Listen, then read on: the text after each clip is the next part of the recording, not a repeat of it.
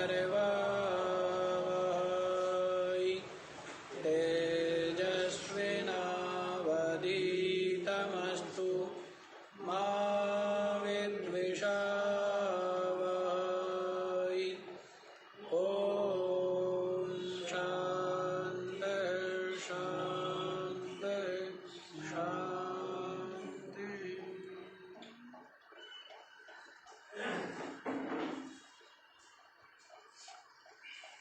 हाँ जी, तो क्या बतलाया है? बता दिया है कि समाधि में जो विद्वान है वो अपनी जो आत्मा है उसको निर्विकल्प, निष्कल, निरुपमा, केवलानंद रूप, निरंतर बोध स्वरूप, आकाश के समान असीम और नित्य मुक्त चेष्टा रहित ब्रह्म को आत्म रूप से समाधि में अपने हृदय में अनुभव करता है। समाधि काल में क्या करता है? अपने हृदय में ऐसे निर्विकल्प केवलानंद निरंतर बोध रूप ब्रह्म को आत्म रूप से अनुभव करता है।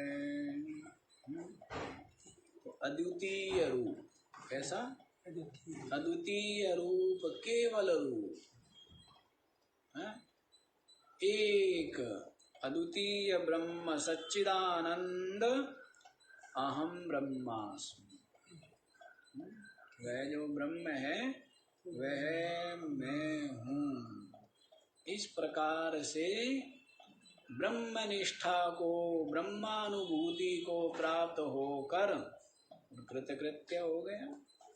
क्या हो गया? जो करना था सो कर लिया, करना न अब कुछ शेष है। पाना था सो पा लिया, पाना न कुछ भी लेस है। चलना था सो चल लिया, चलना न आगे पंत है। यात्रा महापूरी हुई, अब चित्त मेरा शांत। क्या हो गई है? यात्रा महापूरी हुई। समझ आया? क्या बताया है? यात्रा पूर्ण हुई। हाँ। अब चित्त शांत। करना था सो कर लिया, करना न अब कुछ शेष। पाना था सो पा लिया, पाना न अब कुछ लेस है। चलना था सो चल लिया, चलना न आगे पंथ है। यात्रा महापूरी हुई। क्या हो गई है? यात्रा यात्रा यात्रा यात्रा, जन्म जन्मांतरों से यात्रा ही कर रहा है जीव। है क्या कर रहा है? यात्रा ही कर रही है, यात्रा ही चल रहा है, यात्रा ही चल रही है इसकी। यात्रा ही नहीं समझने देती। और ये यात्रा जो है ना, इसी में विक्षेप, अशांति, क्लेश पाता रहता है, भटकता रहता है ना। चैन है नहीं। यात्रा कोई स्वैच्छिक नहीं है। वासनाओं के द्वारा, वासनाओं के वेग से दौड़ाया जा रहा है। एक तो यात्रा होती है स्वैच्छिक, एक यात्रा कैसी होती है कि पीछे डंडा लेके एक तो यात्रा कैसी है इस जीव की? पीछे डंडा लिया हुआ है। विविध जो वासना, विविध तृष्णा, ये क्या डंडा लेकर के पीछे पड़ी हुई है। डंडा मार मार के इसकी एक नहीं चलती। चलती किसकी है? किसकी चलती है? वासनाओं की चलती है ना। तो इस लोक से परलोक, परलोक से इस लोक, इस शरीर से उस शरीर, उस शरीर से इस शरीर, ऐसे भटकाती, यहाँ से वहाँ, वहाँ से यहाँ, ऐसे भटकाती रहती है। कौन भटकाती है? ये वासना। लेकिन जो क्या हो गया है, जिसने जान लिया है वासना रूप कला से रहित, मैं क्या हूँ, निष्कल ब्रह्म हूँ, ऐसा जिसको स्वरूप बोध हो गया, तो ऐसे ब्रह्म को ये वासना, क्योंकि इसका जो वासना का मूल क्या है, अज्ञान। वासना किसके आश्रित ठहरी है, अज्ञान, क्योंकि अज्ञान से जीवत्व है और जीवत्व से वासना है, जीवत्व से ही वासना है ना। जब ब्रह्म भाव में है तब अज्ञान नहीं, तो अज्ञान का कार्य ये वासना, इच्छा भी नहीं है, इसलिए वो क्या, नित्य ही मुक्त है। यात्रा उसकी पूरी हो गई। क्या हो गई? अब जिसकी यात्रा पूरी हो गई फिर वो क्या बैठता है, आराम से बैठता है ना। और जब तक यात्रा पूरी नहीं होती तब तक दौड़ दौड़ दौड़, बेचैनी, अशांति है, चंचलता, विक्षेप। लेकिन क्या हो गई है, यात्रा पूरी हो गई है, इसीलिए अब चित्त मेरा शांत। समझ आया? तो ये बता दिया गया था कल। अब आज भी देख लीजिए और क्या क्या अपने आप को देखता है वो, क्या क्या देखता है। यही देखता है कि बस एक अद्वितीय ब्रह्म मैं ही हूँ और बाकी सबका सब मुझ में क्या हो गया है, विलीन हो, मुझ में समा गया। क्या हुआ, सबका सब मुझ में ही समा गया है। तो और देखो क्या क्या समा गया है, सबका सब मेरे में ही समा जाता है। तो देखो क्या क्या, प्रकृति विकृति शून्यम भावनातीत भावम समरसमसामसमानं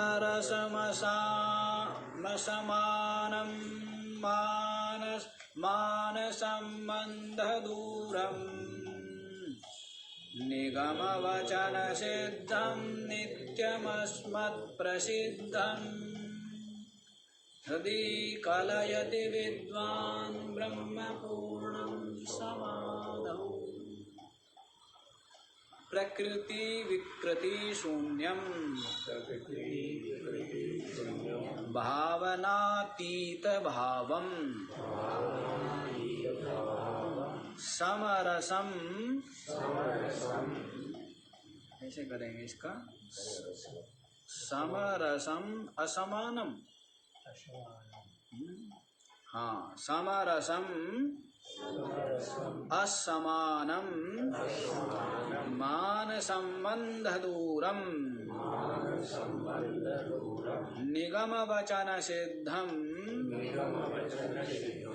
नित्यम अस्मत् प्रसिद्धम हृदि कलयति विद्वान् ब्रह्मपूर्णं समाधौ।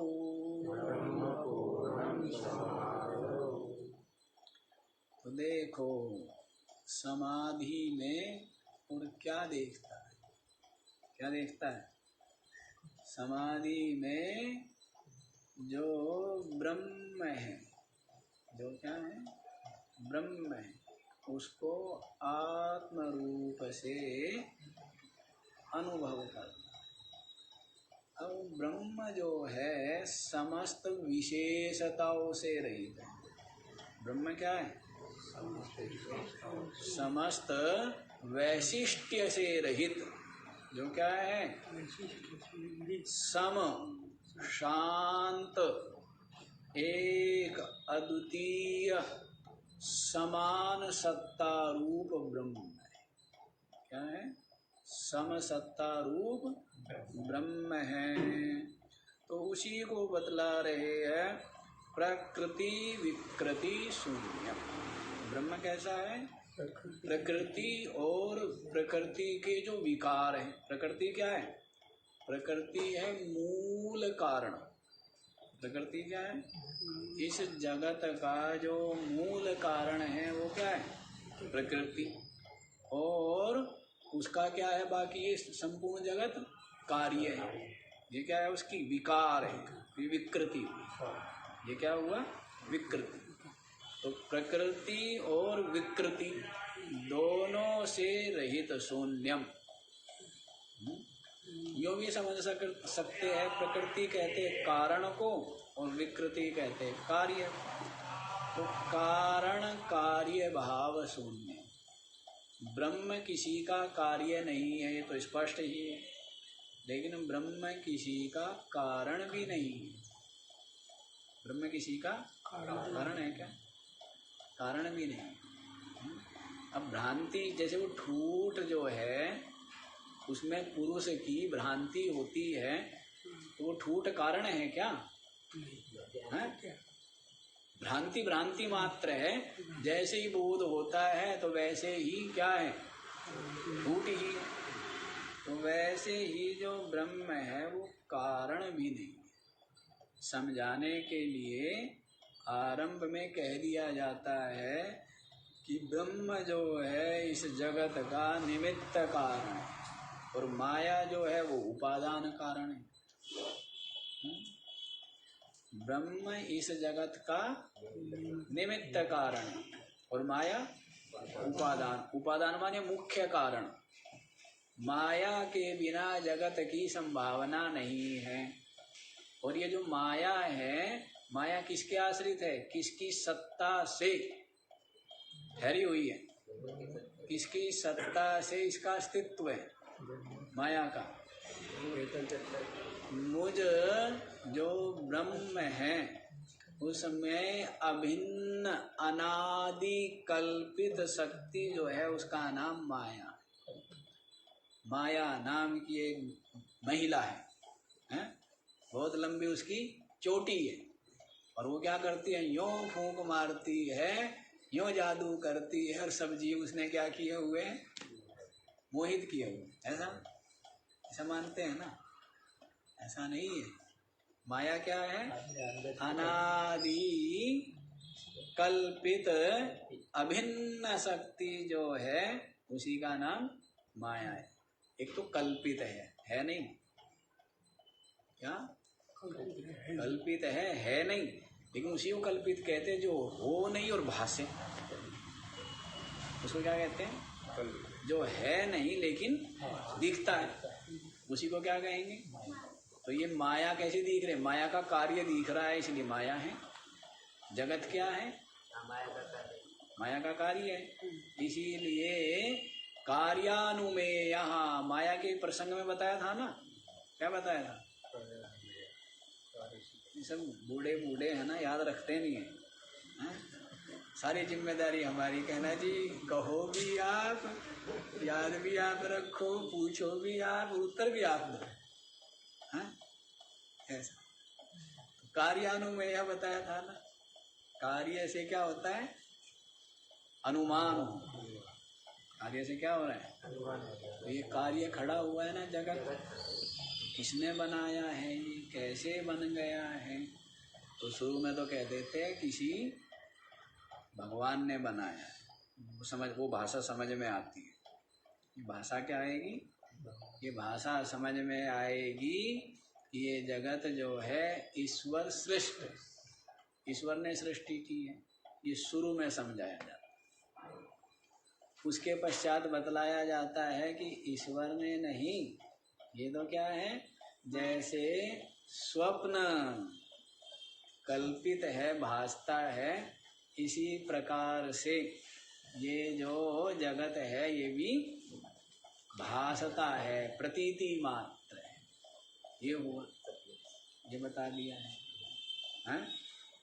क्या बताया? जगत क्या है? प्रतीति मात्र है। दूसरा सिद्धांत हो गया। और तीसरा सिद्धांत क्या हो गया?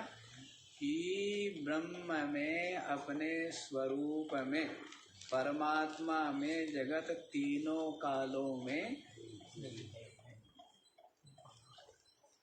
परमात्मा निज आत्मा निज स्वरूप में जगत तीनों कालों में। ये समझ में नहीं आता है। तो शुरुआत हम वहीं से करते हैं। कहाँ से करते हैं? कि जगत किसने बनाया? ईश्वर ने। क्योंकि स्थूल बुद्धि है तो ये बात हजम हो जाएगी। बुद्धि में क्या हो जाएगी? ये हजम हो जाएगी, लेकिन ये बात तो हजम नहीं होगी ना कि जगत है ही नहीं, या ये वाली बात तो हजम नहीं होगी ना कि ये कल्पित है, या हो जाएगी जल्दी से? नहीं होगी। तो जगत ईश्वर ने बनाया है, हजम हो रही है ना? स्वीकार है आपको? नहीं है? और फिर हम कहे कि नहीं, ईश्वर ने कहाँ बनाया है? ये तो जैसे स्वप्न अपने अंतर में है और भासता बाहर है, ऐसे प्रतीत होता है, सारा व्यवहार होता है, तो वैसे ही ये जगत भी क्या है? स्वप्न मात्र है, कल्पित है, स्व अज्ञान से भ्रांति के कारण भास रहा है। तो धीरे धीरे धीरे धीरे जब बोध होता है ना, धीरे धीरे सत्संग सुनता है, धीरे धीरे बुद्धि सूक्ष्म होती है, ज्ञान होता है, तब समझ में आता है कि हाँ वास्तव में ये जगत तो क्या है? प्रतीति मात्र है, भ्रांति से प्रतीत हो रहा है। फिर और सत्संग किया और चिंतन किया और गहरे उतरा, तब बतलाया जाता है एक अद्वितीय ब्रह्म से भिन्न जगत की सत्ता ही नहीं। जगत की तीनों कालों में, जैसे रस्सी में बताया ना सर्फ, जैसे मरुभूमि में जल बिंदु तीनों कालों में है ही नहीं, इसी प्रकार से ये तो बहुत सर्वोच्च सिद्धांत है, अंतिम सिद्धांत। अंतिम सिद्धांत बताया है। तो कारण कार्य से जो शून्य है, रहित है, ब्रह्म। प्रकृति विकृति समझ गए ना? प्रकृति माने कारण और विकृति उसका जो विकार कार्य, और प्रकृति जो मुख्य है, भी समझ लो जो मूल कारण है माया, और उसका सारा का सारा जगत विकार है। तो इससे जो रहित है वह ब्रह्म भावनातीत भावम। और जितनी भी भावनाएं हैं, जितनी भी कल्पनाएं हैं, जितने भी संकल्प है, उन सब से जो रहित है, परम शांत। क्या है? सारी भावनाएं, चाहे वो मलिन भावना हो और चाहे वो सात्विक भावनाएं, ब्रह्म में किसी का प्रवेश नहीं है, ना तामसिक भावनाओं का, ना राजसिक भावनाओं का, न सात्विक भावनाओं का। तीनों हो गए क्या? बता देना, तामसिक, राजसिक और सात्विक। किसी भी भावना का अपनी आत्मा में प्रवेश नहीं है। क्या प्रवेश? तामसिक वाला अत्यंत क्लेश पाता है, राजसिक भावनाओं वाला भी क्लेश ही पाता रहता है, सात्विक भावना वाला सुख का अनुभव करता है और सत्संग चिंतन के द्वारा परमात्मा को, ब्रह्म को आत्म रूप से अनुभव कर लेता है। इसलिए सात्विक भावना होनी चाहिए, समझ आया? सात्विक भावना वाला ही सत्संग में बैठेगा ना, सात्विक भावना वाला ही क्या कर पाएगा? परोपकार, सेवा, सत्संग आदि कौन कर पाएगा? सात्विक भावना। जो तामसिक भावना वाला है वो तो क्या है? आलस्य, प्रमाद, निद्रा, क्रोध, इसमें लगा रहेगा। राजसिक भावनाओं वाला जो है वो लोभ, मोह, स्वार्थ में लगा रहेगा। और जो सात्विक भावना वाला है वो क्या करेगा? विचार करेगा, सत्संग करेगा, स्वाध्याय करेगा, सेवा करेगा, हैं? तो इनके द्वारा फिर वो जान लेगा। किसको जान लेगा? हैं? ब्रह्म को आत्म रूप से अनुभव कर लेगा। लेकिन जो ब्रह्म है वो क्या है? वो तीनों भावनाओं से रहित है।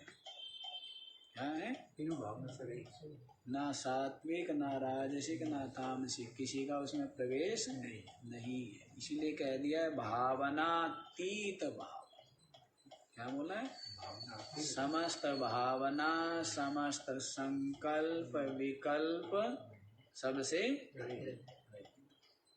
अर्थात परम शांत, तरंग रहित है, निस्तरंग।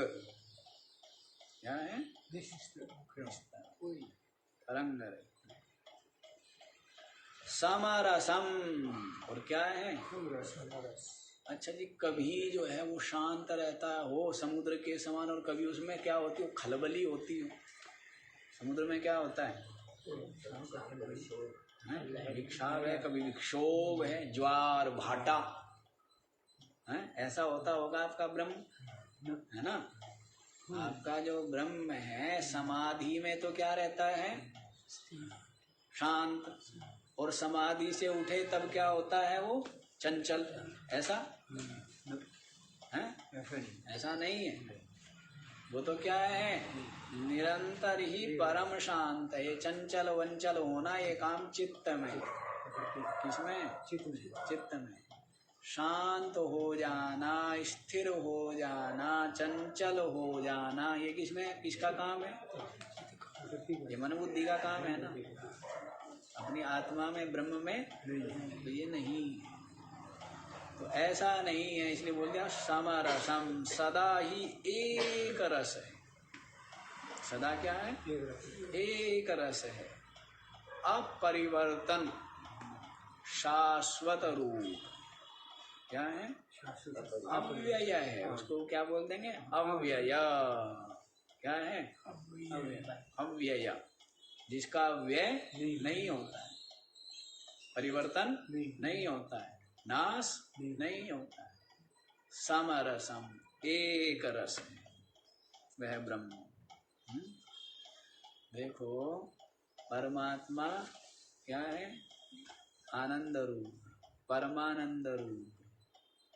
और संसारी जो है उसमें ही भय का अनुभव करता है। संसार दुख रूप है और परमात्मा आनंद रूप है। लेकिन संसारी से पूछे कहाँ जाना चाहता है? अब पूछने की जरूरत नहीं है, सब वहीं जा रहे हैं ना, जहाँ जाना चाहते वहीं तो जा रहे हैं। तो सबके सब कहाँ है? संसार में है। तो इसका मतलब सबके सब चाहते क्या? संसार में जाना। वो झूठी बात, हमें हमारे को बहका देते हैं कि नहीं हम तो परमात्मा में जाना चाहते हैं। आनंद में जाना चाहेंगे, आनंद में जाना चाहेंगे। आनंद मान किधर रहे? संसार में अज्ञान में कर रहे होंगे, लेकिन उसमें अभी आप चुपचाप बैठे शांत, लेकिन आपको नहीं चाहिए ना आनंद। आप तो वहां जाकर के किसी से लड़ेंगे, बहस करेंगे। वो स्वभाव है ना, संस्कार है, आदत है। नहीं बैठ ही नहीं सकते, ऐसा ही अभ्यास हो गया, ऐसा ही राग है और ऐसा अज्ञान बना हुआ है। तो इसलिए सबके सब चाहते सुख ही है, लेकिन किसमें चाहते हैं? संसार में। संसार को चाहते हैं, परमात्मा को चाहे तो परमात्मा में ही चित्त टिकाएगा। कहाँ टिकाएगा? परमात्मा। अब जहाँ चित्त टिकाए हुए है अब वहीं चाहते हो, वहीं जाते हो ना। आप जहाँ आप जाना चाहते हो वहीं आप जाते हो, वहीं आप बैठते हो, वही आप खाते हो, स्वतंत्र हो ना आप। वैसे ही आपका चित्त वहीं जाता है जहाँ आप चाहते। तो संसारी देखो, परमात्मा परमानंद रूप और संसार दुख रूप। लेकिन संसार को क्या मानता है? सुख रूप मानता है, सुख पाना चाहता है। और परमात्मा का तो अनुभव बेचारे को है ही नहीं, परमात्मा का अनुभव नहीं है ना। लेकिन सुसुप्ति में अनुभव होता है ना। सुसुप्ति में कोई विषय नहीं, कोई वस्तु नहीं, मकान दुकान परिवार सगे संबंधी नहीं, लेकिन फिर भी क्या होता है? सुख का अनुभव होता है। तो वो सुख किसका है? वो परमात्मा है। और ऐसा सुख है फिर क्या हो जाते हैं? तरोताजा हो जाते हैं। शरीर बड़ा ही सामर्थ्यशाली हो जाता है ना। इतना सुख संसार में पदार्थों से नहीं मिलता, किसी चीज से नहीं मिलता है। तो इसके द्वारा ये सिद्ध हो जाता है कि जो ब्रह्म अपनी आत्मा है वो क्या है, आनंद घन, आनंद घन। लेकिन आनंद घन को छोड़कर कहाँ दौड़ता है, ये पता है सबको, सबको सब कुछ पता है। लेकिन उसके पश्चात जब सबको पता है कि जो बाजार में दूध है या बाजार में जो मिठाई है, सबको पता है नहीं पता, अच्छा ही बताओ, मिलावट का है, उसमें क्या क्या मलिनता है, शुद्धता नहीं है, इसको नहीं पता है। और दूध पता नहीं दूध है या क्या है, वो डिटर्जेंट है, सबको पता है। लेकिन उसके बाद भी है ना, भाई मेरे को चाहिए दूध, भले ही नहीं तो मेरे को तो नींद ही नहीं आएगी, तो ले तू सरफ घोल के पी ले। हो रहा है और पी रहे हैं सब, पी तो रहे हैं, तो इससे अच्छा क्या करो, पियो मत, इससे अच्छा क्या करें, हाँ रोग ना होवे शरीर में, शरीर स्वस्थ है, उससे अच्छा है कि पीना नहीं चाहिए, ठीक रहेंगे शरीर। हाँ तो पता होते हुए भी कर रहे हो ना, पता आपको सब कुछ है, हैं अज्ञानी बनते हो लेकिन पता है सब, और फिर भी दौड़ते हैं कहाँ। जानते हैं जिन संतान का हम इतना मोह कर रहे हैं वो इनको हमारी आवश्यकता नहीं है, लेकिन मोह करता है और बहुत आशाएं रखता है। आशा करता है ना, बहुत आशाएं करता है और दुख पाता है। पता है, ऐसा नहीं है कि नहीं पता है, पता है, लेकिन फिर भी आशाएं छोड़ता नहीं। तो ये क्या है, संसारी का स्वभाव होता है कि ठोकर खाते हुए भी, लात खाते हुए भी, फिर भी क्या है, फिर भी आशा वो नहीं छोड़ता। तदपि न मुंचति आशा पिंडम, बता दिया है ना क्या जी, अंगम गलितम पलितम मुंडम दशन विहीनम जातम तुंडम वृद्धो याति गृहीत्वा दंडम तदपि न मुंचति आशा पिंडम। अंगम गलितम, सब अंग क्या हो गए, गलित हो गए, शिथिल हो गए। पलितम मुंडम, और जो आपका मुंड है वो क्या हो गया है, श्वेत हो गया है, बाल क्या हो गए, श्वेत। दशन विहीनम जातम तुंडम, और आपका जो मुखड़ा है वो क्या हो गया है, दांत रहित तो हो गया है। वृद्धो याति गृहीत्वा दंडम, हाथ में क्या ले लिया है, कमर झुक गई है, डंडा ले लिया है। तदपि न मुंचति, ये आशा ऐसी है, ये मोह ऐसी है। भर्तृहरि जी महाराज कहते हैं ना, हैं भर्तृ जी तो कहते तृष्णा, हे तृष्णे अधुना मुंच माम, अब तो मेरा पिंड छोड़। हे तृष्णा, कौन कह रहे हैं, भर्तृहरि जी। तृष्णा ऐसी चीज, तृष्णा जो है ना, राजपाट छूट गया, सेवक सेविकाए, परिवार, रानिया, पुत्र पुत्रिया सब छूट गए, लेकिन तृष्णा नहीं छूटी। हाँ, तृष्णा पता नहीं किस हृदय में कौन सी तृष्णा घर कर जाए, कुछ है ना। तो भर्तृ जी कहते हैं तंग होकर के, हे तृष्णे अधुना मुंचमाम, अब तो कम से कम मेरा पिंड छोड़ दे, बहुत भटक लिया हूँ, जो जो तूने कहा वो किया, क्या नहीं किया।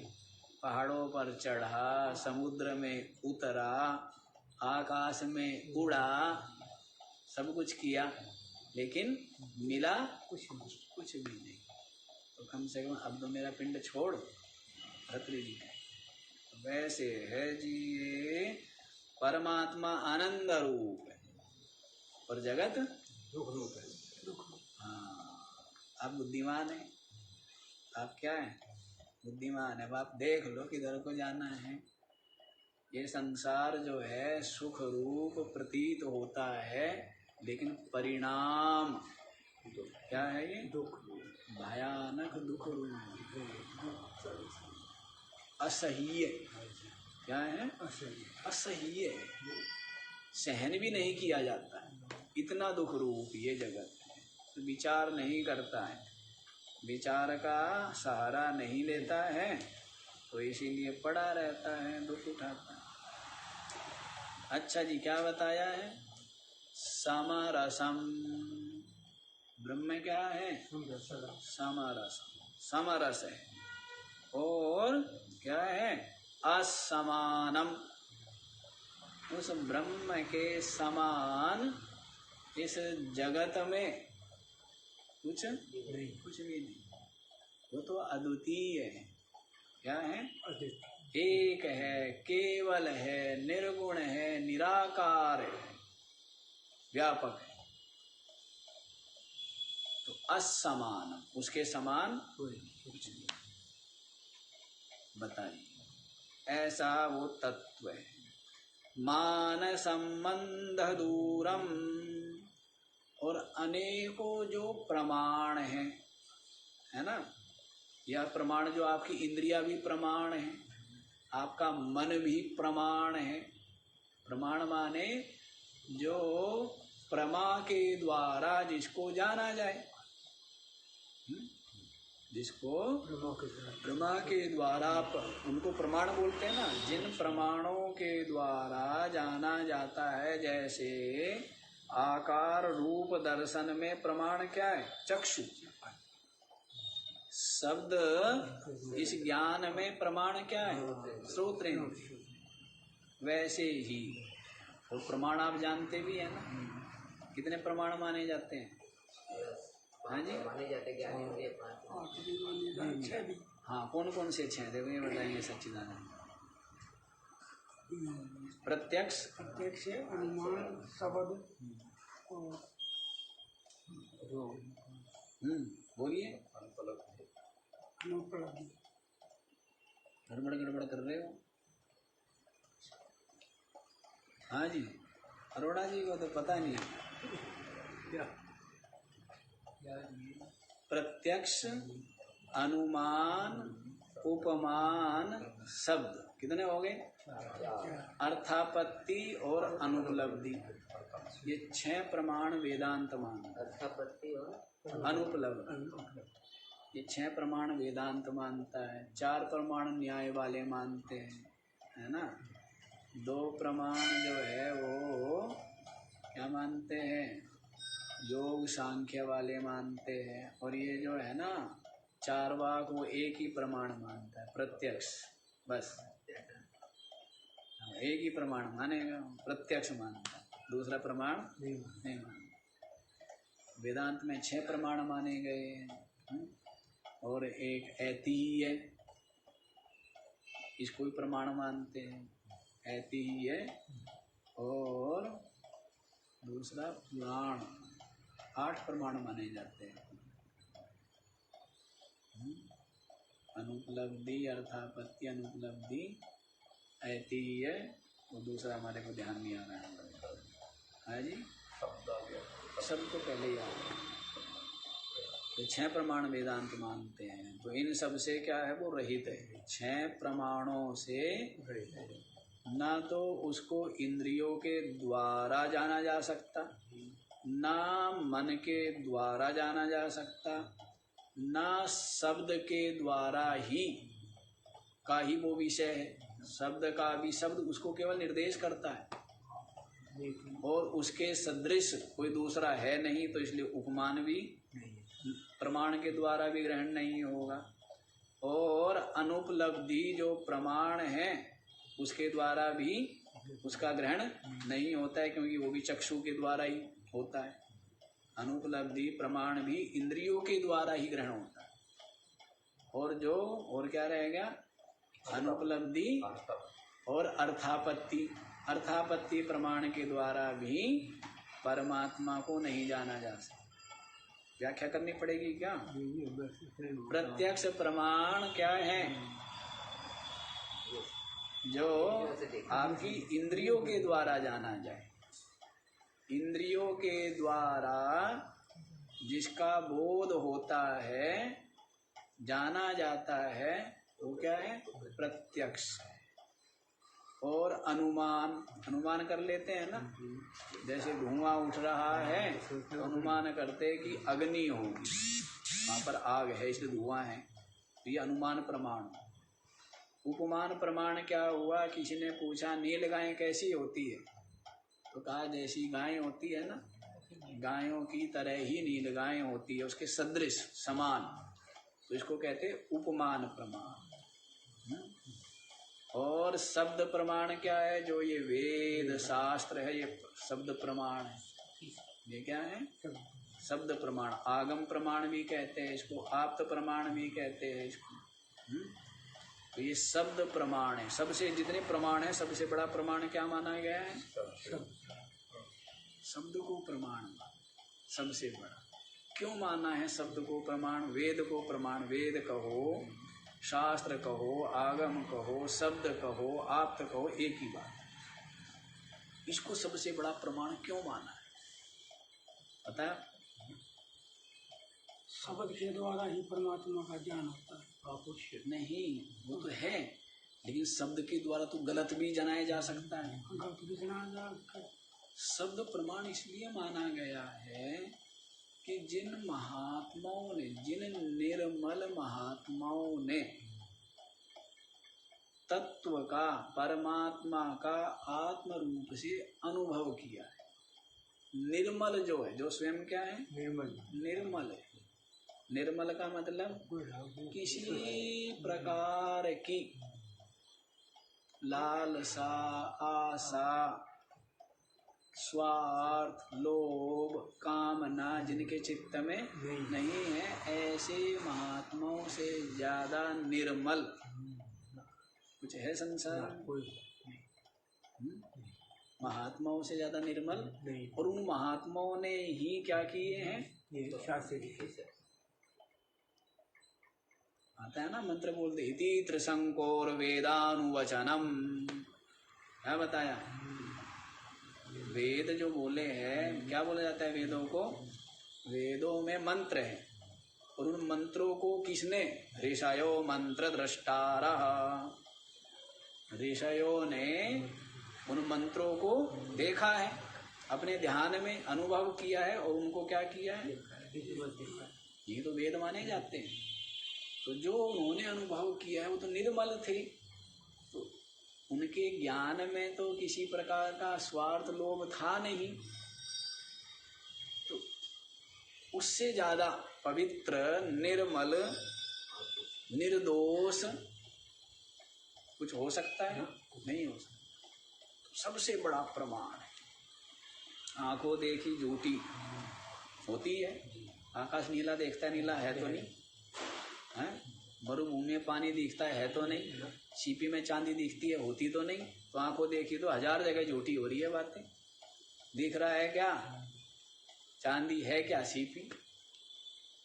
आंखों देखी जगह जगह झूठी, अनुमान भी झूठे होते हैं आपके। था कोहरा, लगा क्या कि धुआं है, आग होगी, लेकिन आग तो नहीं थी वहां, क्या था, तो कोहरा था। तो अनुमान भी झूठा हो गया, उपमान भी झूठा हो जाता है, उसके सदृश क्या होता है, उपमान भी झूठा हो जाता है। और लेकिन ये जो शब्द प्रमाण है ये झूठा, शास्त्र जो है वो झूठे नहीं हो सकते, क्योंकि शास्त्र पूर्ण काम महात्माओं के मुख से निश्रित है। पूर्ण काम, जिनके चित्त में किसी प्रकार की कामना नहीं है, इसलिए उनका जो ज्ञान होगा, उनके जो शब्द है वही शास्त्र है। महापुरुषों का जो वचन है, उनका जो आचरण है वही क्या है, वही शास्त्र, वही क्या बन जाते हैं, शास्त्र। तो सबसे बड़ा प्रमाण है, सब ये झूठा नहीं हो सकता। और अर्थापत्ति क्या है, अर्थापत्ति यही है, कोई आदमी मोटा तकड़ा है, कहता मैं खाता नहीं हूँ, तो समझ लो सामने तो खाता नहीं, लेकिन पीछे दिन में नहीं खाता, कि मैं दिन में तो खाता नहीं देखा आपने खाते हुए, इसका मतलब रात को खाता होगा। खाता जरूर है, क्योंकि बिना खाए मोटा आई माँ ये सारी कहती रहती हैं, हम खाते थोड़े ही हैं, पर सारी गड़बड़ करती होंगी, हैं?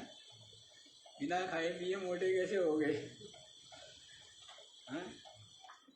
कहना चलता रहता है थोड़ा थोड़ा। ये क्या हुआ? अर्थापत्ति। और अनुपलब्धि क्या है? जैसे कहा भाई घड़ा ले करके आओ, लेकिन वहाँ पर घड़ा पहले कोई उठा चुका था, तो वहाँ घड़ा जो है उपलब्ध नहीं हुआ, उसको क्या बोलते हैं? अनुपलब्धि। उसको क्या बोला है? तो ये 6 जो प्रमाण है, इन तो प्रमाण हो गया ना, नहीं है उसकी उपलब्धि न होना ही। अब ये जो है ना, इनमें इतना सूक्ष्म सूक्ष्म चिंतन किया गया है। बहुत से लोग इसको क्या बोलेंगे अनुपलब्धि को, कि प्रत्यक्ष जो प्रमाण है उसी का अभाव क्या है? अनुपलब्धि है। इसमें बहुत बहुत शास्त्रार्थ होते हैं। वेदांत में इतना इतना शास्त्रार्थ किए हुए हैं। हम तो आपको क्या करते हैं पता है? वो मथ मुछ तो हमने लिया, आपको तो मक्खन मक्खन निकाल के दे देते हैं। अब आपको क्या पता उस बात का कि दही के साथ क्या बीतती है? पता है आपको? हाँ, यों जब मथा जाता है दही को, क्यों महाराज क्या होता है? पता है ना? दही को मथते हैं, कितनी प्रक्रिया लगती है उसमें, और तब जा करके धैर्य पूर्वक मथते रहे, तब जा करके ऊपर क्या आएगा? आपको तो मक्खन, ये तो क्या है? विवेक चूड़ामणि, श्रीमद् भगवत गीता, ये सब क्या है? योग वशिष्ठ, अष्टावक्र गीता, अपरोक्षानुभूति, जितने भी ग्रंथ है छोटे छोटे, ये तो सब क्या है? मक्खन मक्खन है। दही चाहिए क्या? हाँ, यदि दही चाहिए तो फिर पंचदशी, वेदांत परिभाषा, ब्रह्म सूत्र, उपनिषद। उपनिषद इसलिए कहते हैं ना, श्री कृष्ण क्या कहते हैं व्यास जी? सर्वोपनिषदो गावो दोग्धा गोपाल नंदना पार्थो वत्सा सुधीर भोक्ता दुग्धम गीतामृतम महा।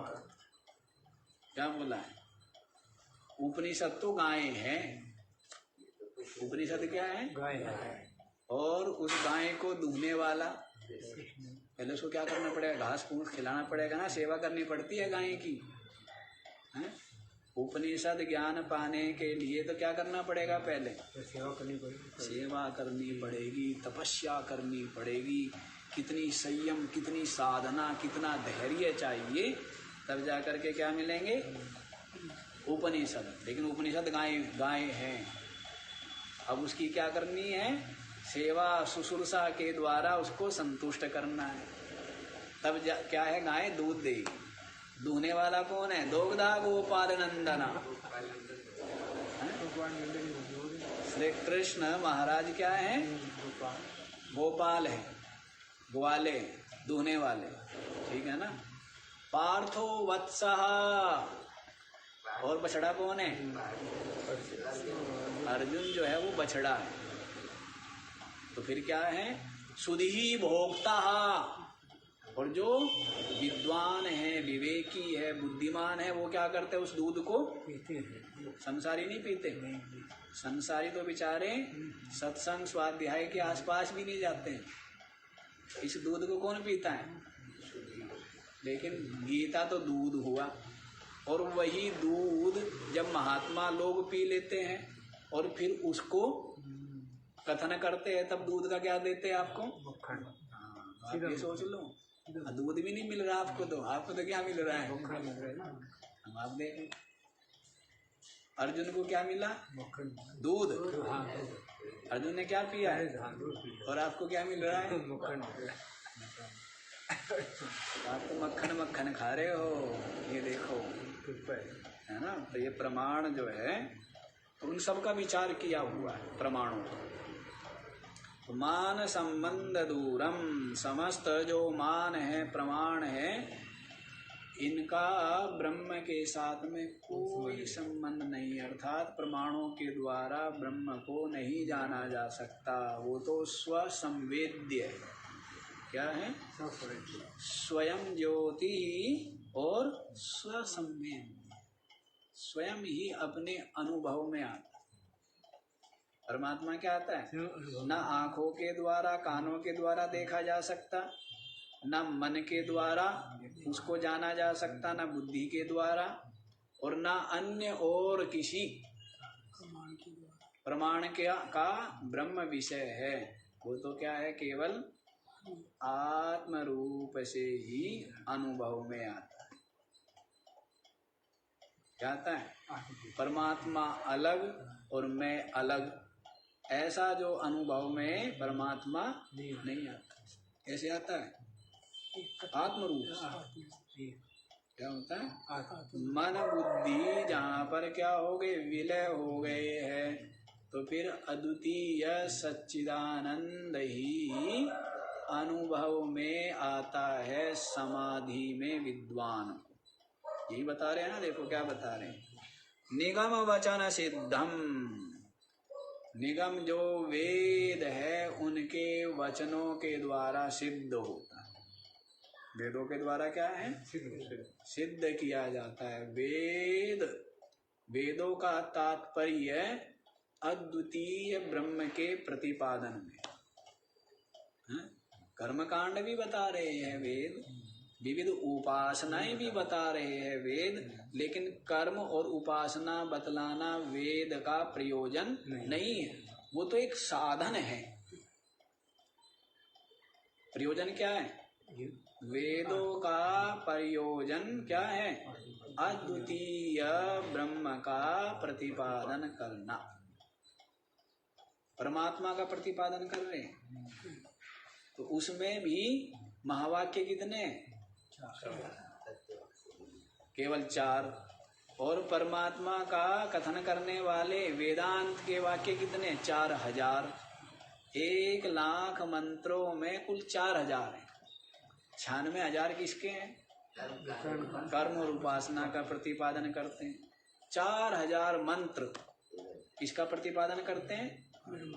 ब्रह्म का प्रतिपादन करते हैं।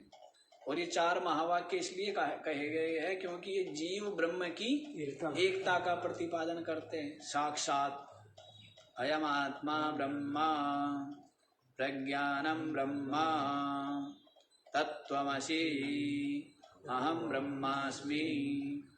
ये 4 महावाक्य क्या कर रहे हैं? जीव ब्रह्म की एकता का प्रतिपादन करते, इसीलिए क्या है? महावाक्य। इसलिए क्या है ये? बाकी अवान्तर वाक्य है, जो कहीं पर जीव का स्वरूप बताया जा रहा है, कहीं पर ब्रह्म का स्वरूप बताया जा रहा है, वो अवान्तर वाक्य। लेकिन जीव ब्रह्म का अभेद बताते हैं, इसलिए ये महावाक्य। तो वेदों के वचन के द्वारा सिद्ध होता है परमात्मा, है ना।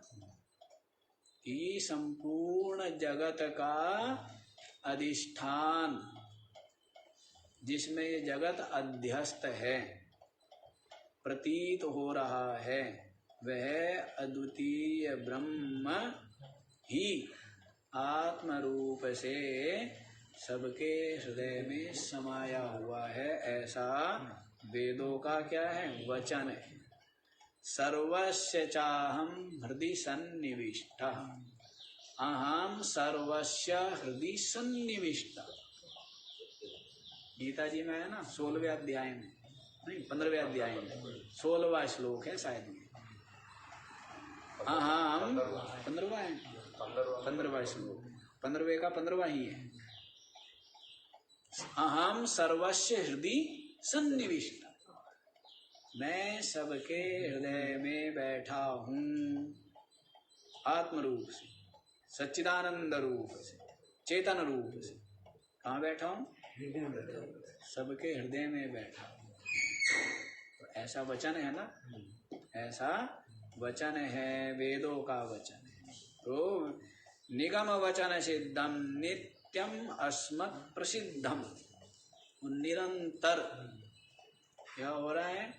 मैं रूप से प्रसिद्ध हो रहा है। क्या हो रहा है? जैसे गंगा जी है ना, हाँ जी, गंगा जी कहाँ से चली है? गोमुख से। महापर से क्या चली है? केवल गंगा जी चली है। भागीरथी वहाँ से क्या है? भागीरथी है। फिर बाद में क्या मिल गए उसमें? अलकनंदा में, है ना। वहाँ से भागीरथी चली है ना, कुछ और चली हो बता देना इतिहास हमें। क्या ले हाँ, भागीरथी है या कुछ और है? हाँ जी, भागीरथी पे जन्नू ने पिया था जानवी के जैसे उत्तराखंडियों से पूछो ना, क्या चली है पता है? भागीरथी। तो वहाँ से चली भागीरथी, फिर आके मिल गई देवप्रयाग में अलकनंदा, तब दोनों मिल गए क्या हो गई? गंगा। हैं? तो अब देखो हम क्या कह रहे हैं। वहाँ से चली है केवल भागीरथी, फिर अलकनंदा मिल गई, फिर और मिल गई, फिर और मिल गई, फिर और मिल गई, मिलते मिलते क्या हो गई? वो कितनी विशाल हो गई। बहुत कुछ मिला, नदी मिले, नाले मिले, गंदगी मिली, बहुत कुछ मिला हुआ है, फिर भी गंगा जी कहते हैं। ठीक। वैसे ही जो मैं की गंगा है, कहाँ से चली? मैं से चली। कहाँ से चली? फिर इसमें क्या है? और मिलते गए, बुद्धि मिल गई, फिर मन मिल गया, फिर इंद्रिया मिल गई, फिर शरीर मिल गया, फिर क्या है? तो फिर अब क्या हो गई? ये लंबी चौड़ी हो गई, है ना। लेकिन ये मलिन हो गई गंगा।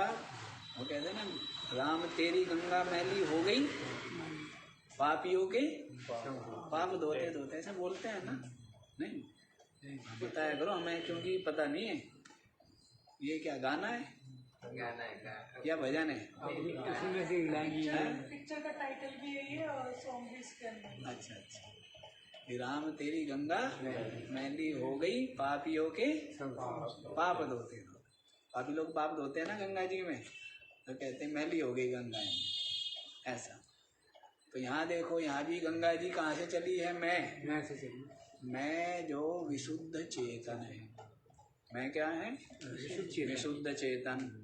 और उसमें एक धारा आके आ गई बुद्धि, एक धारा और आके जुड़ गई मन, फिर इंद्रिया, और इनके सबके धर्म, इनके सबके धर्म, सबके स्वभाव, शरीर, इतना सब कुछ जुड़ गया। और ये मैं क्या हो गया? मलिन हो गया। और इस मैं के कारण से कर्म करता है पाप पुण्य, और इस मैं के द्वारा ही उन पाप पुण्यों का फल भोगता है विविध शरीर धर धर के। भिन्न भिन्न शरीर धर धर के क्या करता है? ये मैं के किए हुए कर्मों का फल भोगता है। जबकि विशुद्ध में, ये मैं देखो, गंगा जी के साथ साथ चलो, गंगा सागर से वापस लौटो। करते हैं ना महात्मा लोग, गंगा किनारे किनारे किनारे किनारे किनारे किनारे जाएंगे, तब कहाँ पहुंच जाएंगे? गोमुख पहुंचेंगे कि हाँ भाई वहां से तो बिल्कुल निर्मल चल रही है। वैसे ही वापस लौटना है? विषयों से, संसार से मन हटा करके कहाँ पर आया जाए? इंद्रियों में आया जाए। इंद्रियों को फिर कहाँ? मन में। मन को कहाँ? बुद्धि में। बुद्धि से भी आगे बढ़ा जाए तो बुद्धि भी जहाँ विलय हो जाती है तो क्या रह जाता है? निष्कल। क्या रहता है? निष्कल ब्रह्म सच्चिदानंद रह जाता है। वही मैं, ये मैं देख लो, मैं तक पहुंचो। और इस मैं का न जन्म है न मृत्यु है, न शरीर है, न बंधन है, न क्लेश है। ये मैं क्या है?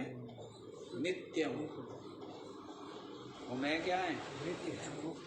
मैं ही, मैं का जन्म हो रहा था, मैं की मृत्यु हो रही थी इनके साथ, क्योंकि मैं जुड़ गया था अनात्मा के साथ।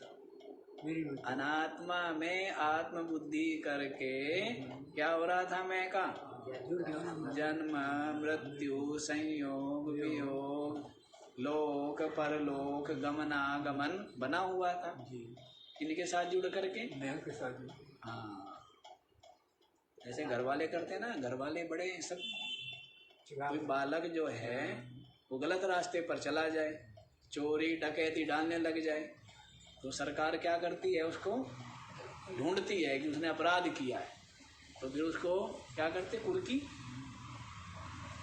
का आदेश होता है, वो मिल नहीं रहा है, तो फिर परिवार वालों को पकड़ते हैं। तो परिवार वाले पहले ही क्या कर देते हैं कि हमारा उससे कोई संबंध नहीं है, बेदखल कर दिया। तो वैसे ही आप भी क्या कर दो, शरीर के साथ, इंद्रियों के साथ, प्राण अंतःकरण के साथ हमारा कोई संबंध नहीं है। जिसने ये सब कुछ करा धरा था वो मैं नहीं हूँ, मैं तो मेरा कोई वास्ता नहीं। हाँ, हमारा कोई संबंध नहीं, मैं तो क्या हूँ, चेष्टा रहित, निर्विकल्प, परम शांत, नित्य मुक्त, सच्चिदानंद रूप क्या हूँ। मुक्त हो, आप कहेंगे भाई इनका क्या बिगाड़ेंगे, हैं? तो काल आपके पास नहीं पहुंचेगा। अब देख लो, संबंध तोड़ने की हिम्मत है क्या, तोड़ नहीं पाते, तोड़ना पड़ेगा। हाँ, संबंध जोड़े रहते हैं इसलिए क्लेश पाते रहते हैं। अच्छा जी, देखो समझ आ गया ये। नित्यम अस्मत् प्रसिद्धम, निरंतर मैं रूप से जो सबके हृदय में प्रसिद्ध ही है। मैं वो जो मैं की गंगोत्री है जहाँ से चली है उसको पकड़ लिया, वो मैं ब्रह्म है। ऐसा समाधौ पूर्णम ब्रह्मा विद्वान हृदय कलयति, समाधि में उस पूर्ण ब्रह्म को विद्वान आत्म रूप से अनुभव कर।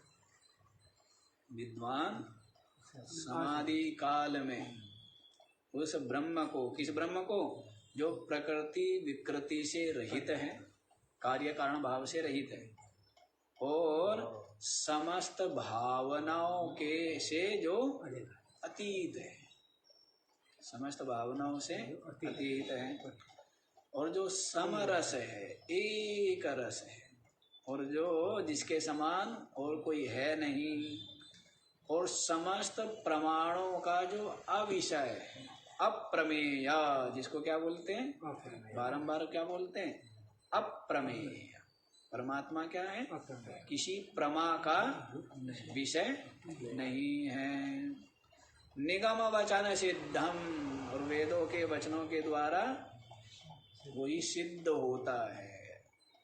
और नित्यम अस्मत् प्रसिद्धम, निरंतर मैं इस रूप से जो प्रसिद्ध है, उस ब्रह्म को, उस पूर्ण ब्रह्म को, उस पूर्ण ब्रह्म को विद्वान, संसारी नहीं देख पाएंगे, विद्वान, विद्वान जो विवेकी है, जो समस्त शास्त्र के तत्व का जानने वाला है, तत्ववेत्ता जो क्या है, तत्ववेत्ता है। अनात्म तत्व को और आत्म तत्व को सुस्पष्ट रूप से जो जानता है, बुद्धि में जिसके भ्रम, कैसी भी परिस्थिति बने बुद्धि में जिसके व्यामोह नहीं हो सकता।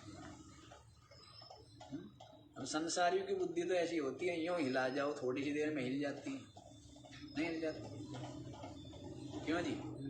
संसारियों की बुद्धि देखो, जिसने परिश्रम ना किया हो ना, तो उसकी बुद्धि को कोई हिला दे नहीं, और जिसने परिश्रम किया है ना, उसकी बुद्धि को हिला के दिखाओ।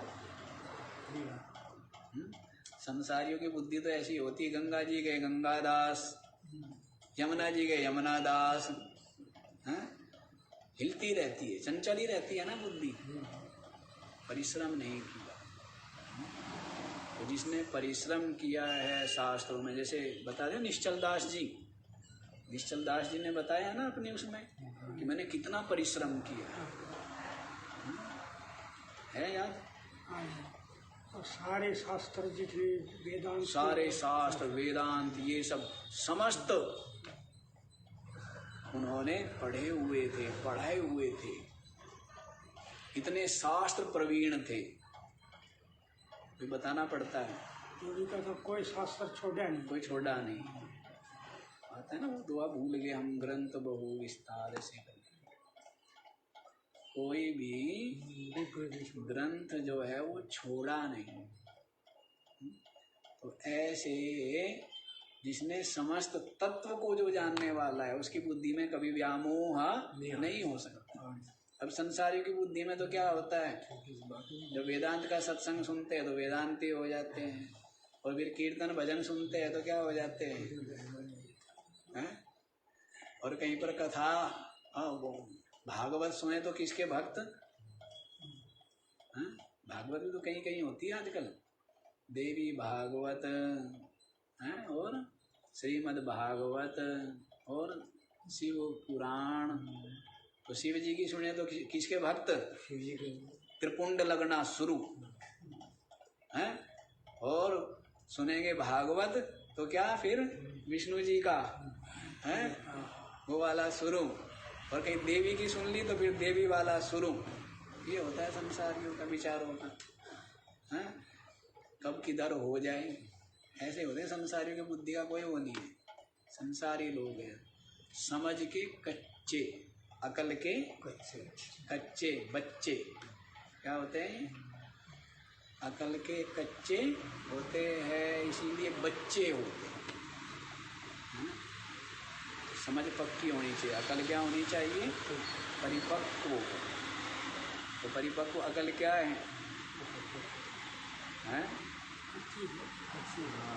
पर जो विद्वान है ना, विद्वान, उसकी अकल क्या होगी? पक्की होगी। वो जान लिया है उसने अशेष रूप से लोक परलोक। इसलिए गीता जी में बताया है ना, गीता में आया था ना,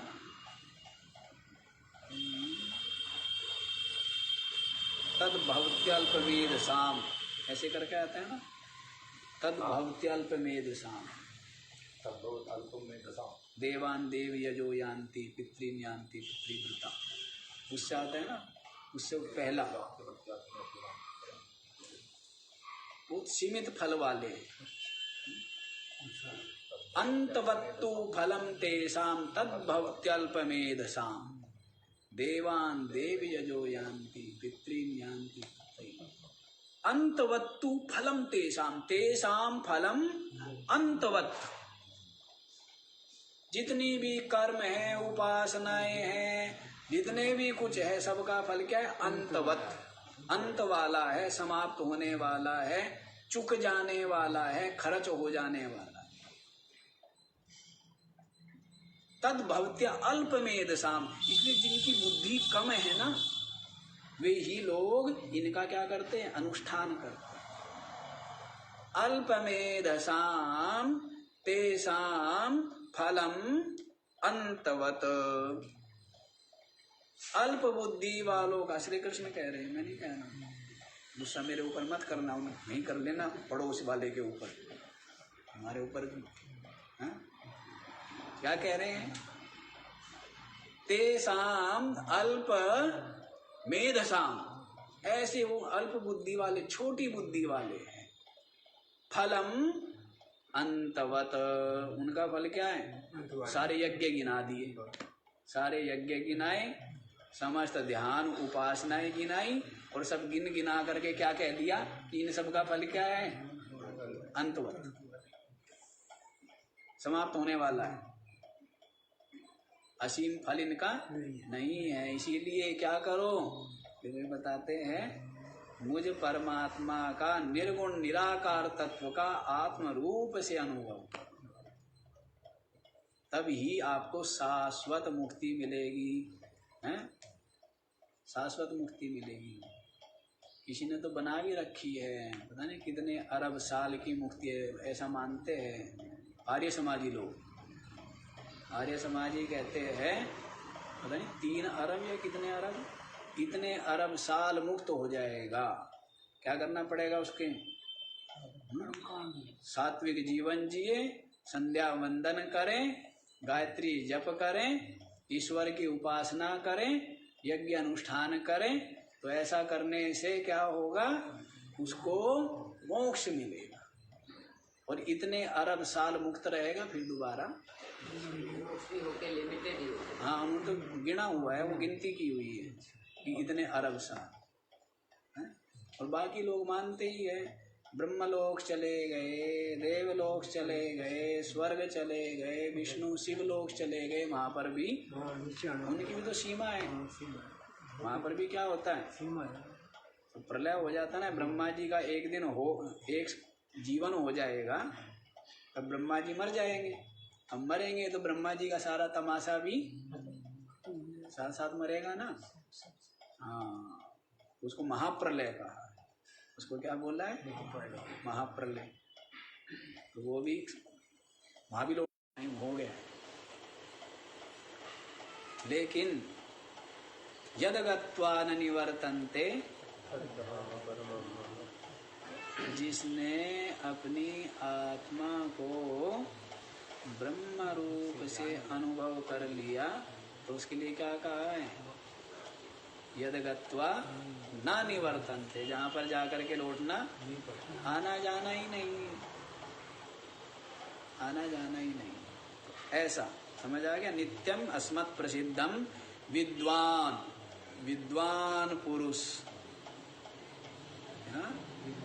तत्ववेत्ता, आत्मा अनात्मा के तत्व को जानने वाला, जीव ब्रह्म के तत्व को जानने वाला, प्रकृति पुरुष के तत्व को जानने वाला जो विद्वान है, उस ब्रह्म को पूर्णम ब्रह्म समाधौ हृदय कलयति, पूर्ण ब्रह्म को समाधि में अपने हृदय में आत्म रूप से अनुभव करता है, और व्यवहार काल में भी निरंतर अपनी असंगता, निर्लिप्तता, साक्षी भाव और सच्चिदानंद भाव में विराजमान रह करके, और जगत का जो खेल है ना, जगत का तमाशा है, इसको देख करके क्या रहता है, हाँ, हर आनंद ही आनंद है, हर्षित है, हर्षित प्रफुल्लित है, क्या है, हाँ, जगत के तमाशे को देखता है। संसारी लोग बह रहे हैं, बहता हुआ देख रहा है, और वो क्या है, केवल सब बह रहे हैं, कोई लोभ में, कोई मोह में, कोई स्वार्थ में, कोई आसक्ति में, कोई काम में, कोई क्रोध में, कोई कपट में, कोई अहमता में, कोई ममता में, कोई निंदा में, कोई स्तुति में, कोई मान में, अपमान में, यश में, प्रतिष्ठा में, हैं, सबके सब क्या है, सब बह रहे हैं। लेकिन वो बहता नहीं है, वो क्या है, केवल देखता है। क्या करता है, सिर्फ देखता है, केवल नहीं। सब बह रहे हैं, बहते हुए को देख रहा है, हाँ, बहना ही चाह रहे हैं ना, इसलिए बह रहे हैं। सबके सब क्या है, और उसके लिए तो खेल है, उसके लिए खेल है, बह रहे हैं। मछलियाँ बह रही हैं पानी में, क्या हो रही है, बह रही है। बहने देना चाहिए, पकड़ना चाहिए, ये बताओ, बहने देना चाहिए। तो वैसे ही है, संसारी जीव जो है संसार में बह रहे हैं, और इसमें ही सुख का अनुभव कर रहे हैं, और निरंतर क्लेश पा रहे हैं। ये बात है। विद्वान तो समाधि में अनुभव कर लिया अपनी अद्वितीयता का, केवलता का, सच्चिदानंद रूपता का, और व्यवहार में भी क्या है, वो तो तन्निष्ठ ही है, ब्रह्मनिष्ठ ही है। व्यवहार में भी विवेकी ज्ञानी क्या है, आत्मनिष्ठ ही है। और आत्मनिष्ठ होकर के देख रहा है तमाशे को, प्रारब्ध के खेल को, है? शरीर के प्रारब्ध के खेल को, इंद्रिया प्राण अंतःकरण के प्रारब्ध के तमाशे को क्या करता है, देख रहा है। और इसमें विशेष प्रयत्नवान नहीं। बाकी का विचार कर, ऐसे तो हम चल ही नहीं पाएंगे, एक ही श्लोक करेंगे तो, हैं? थोड़ा कहाँ रह गया, अभी तो 150 श्लोक है। उनको रामानंद जी को बुलाना पड़ेगा, रामानंद जी का अवतार देना पड़ेगा, तो एक दिन में ही विवेक चूड़ामणि पूर्ण, ठीक है, कितनी बढ़िया बात है।